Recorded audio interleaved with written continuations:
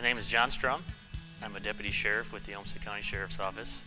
I've been employed here for just over 15 years, and for the last 3.5 years I've been a school resource officer for the Byron and Zed school districts. John's been great. He's really easy to talk to. He's a person that's very concerned about safety. He's very proactive about his approaches. He goes out and talks to kids about stopping armed violations. And my experience with school resource officers, worked with them quite a bit.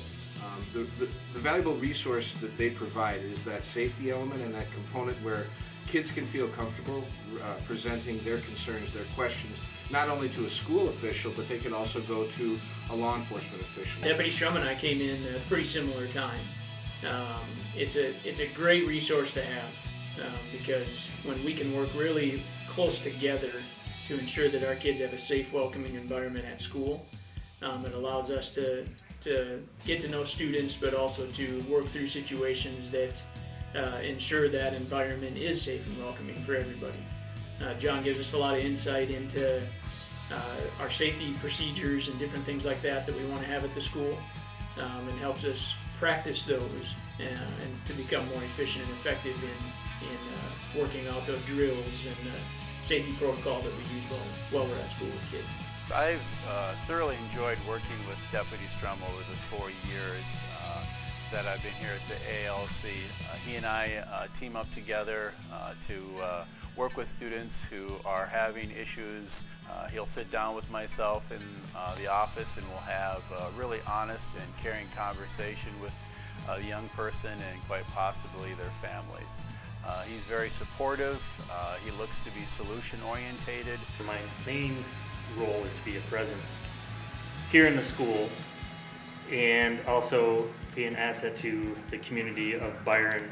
So in Olmsted County, during the last 2 school years, the 15-16 and 16-17 school year, there were 35 stop arm violations reported to the sheriff's office. Of those 35, 20 were here alone in Byron.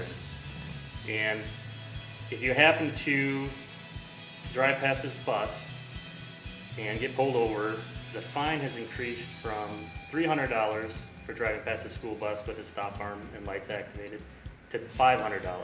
As school year starts, we have a lot of traffic. We've got kids coming to school and driving for the first time. We've got young drivers. We've got adults that are concerned about being on time, kids that are concerned about being on time. And the reality is we need to be more concerned about kids getting here safely, families getting to their work safely, and we need to make sure that our kids getting on and off the bus are safe. So when those stopping arms go out, we need to make sure that we stop. We don't want to lose a child, have a child injured, and impact an entire community based on a momentary lapse of judgment or a concern about being late. Because the reality is we would prefer a person being late than a person not showing up at all. And so Jon comes in and talks to our kids about making sure that we do those things, and obviously has conversations about crosswalks, has conversations about bus safety, has conversations about driving in the parking lot, outside in the community. And so those conversations help foster a safe environment for our kids. A lot of times we recognize that people drive these areas throughout the summer, and I think we get used to not seeing much traffic. But now with schools all starting and kids all over the place, walking, riding bikes, skateboarding, different things like that, I always just encourage people to pay attention to what's going on around them, understand that kids are kids, and a lot of times we have to look out for them. So make sure to pay close attention to what's happening around you, be safe on the roads, and expect things that you might encounter when you're driving a vehicle. Bus safety is huge. We got a lot of buses on the roads now. Making sure that we pay close attention to those buses helps keep our kids safe and get them home each day. So there are a lot of messages being sent out about driving safety, school bus safety, pedestrian safety, and there's extra enforcement at certain times of the year to saturate areas, and there's a lot of visibility with police officers. And it's not about writing tickets, it's about keeping our kids and our community safe